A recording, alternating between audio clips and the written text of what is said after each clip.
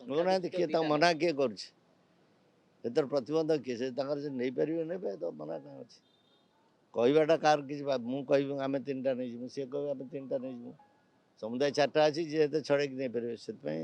ଯେଉଁ ଗଣିତ ଅଛି ସେ ଗଣିତ ଅନୁସାରେ କାମ ହେବ ଅଶ୍ୱିନୀ ବୈଷ୍ଣବ ଫର୍ମୁଲା ପୁଣି ଥରେ ହେବ କି ଯେ ବିଜେପି ସେ କଥା ଆମେ କେମିତି କହିପାରିବା ନବୀନ ବାବୁ ସମର୍ଥନ ଦେବେ କି ପୁଣି ସେ କଥା ଆମେ କହିପାରିବା ନବୀନଙ୍କ କଥା ନବୀନକୁ କହିବେ ସେ ଦଳର ନେତା ନିଷ୍ପତ୍ତି ତାଙ୍କର ସେ କଥା କ'ଣ ହେବ ସେ କହିବେ କଂଗ୍ରେସ କହୁଛି ବିଜେପି ସହିତ ବିଜେଡି ରହିଛି ଫେର ତ ସେଇ କଥା କହିଲି କିଏ କାହା କହିବାକୁ କିଏ କାହାକୁ ବୁଝେଇବ ଦେଖନ୍ତୁ ଅପେକ୍ଷା କରନ୍ତୁ ଦଳର ନେତା କି ନିଷ୍ପତ୍ତି ନେଉଛନ୍ତି ଦଳର ନେତୃମଣ୍ଡଳୀ ସାଙ୍ଗରେ ପରାମର୍ଶ କରିବେ ବୋଲି ଆମେ ଆଶା କରୁଛୁ ତେଣୁ ଗୋଟେ ନିର୍ଣ୍ଣାୟକ ସ୍ଥିତିକି ଆସିବ ବିଜେଡ଼ି ଭଲ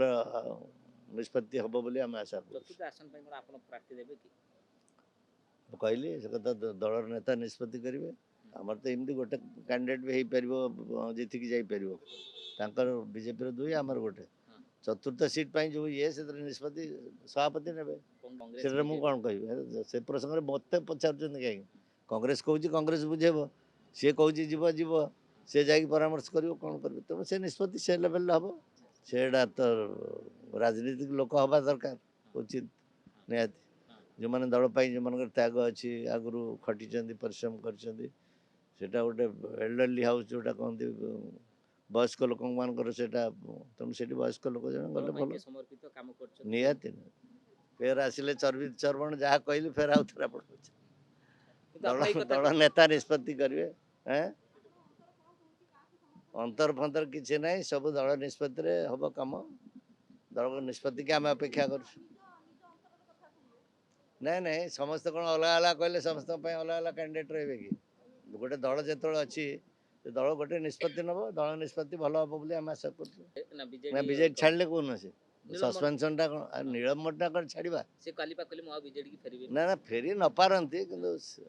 ଯିଏ ଯେଉଁଠି ସସ୍ପେଣ୍ଡ ହେଲା ସେ ବାହାର ବହିଷ୍କୃତ ନ ହେବା ପର୍ଯ୍ୟନ୍ତ ସେ ଦଳରେ ସେ ଅଛି ତେଣୁ ସନା ଆଉ ବିରୋଧୀ ଲୋକ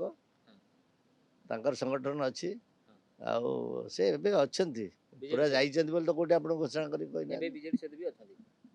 ନଥିଲେ ବି ବାହାରିଛନ୍ତି କାହିଁ କହିଲେ କି ମୁଁ ଦଳରୁ ବାହାରିଗଲି ପୁରା ସେ କଥା ତ କହିନାହାନ୍ତି it is a suspension it not a dismissal ଏଇଟା ଆପଣଙ୍କର ଯେଉଁ ବହିଷ୍କୃତ ନୁହେଁ ତେଣୁ ଦଳରେ ଅଛନ୍ତି ନାହାନ୍ତି ସେ ଯାହା ବୁଝିବେ ଆପଣ ହଁ ହେଇପାରେ ହେଇପାରେ ହଁ ନିଶ୍ଚିତ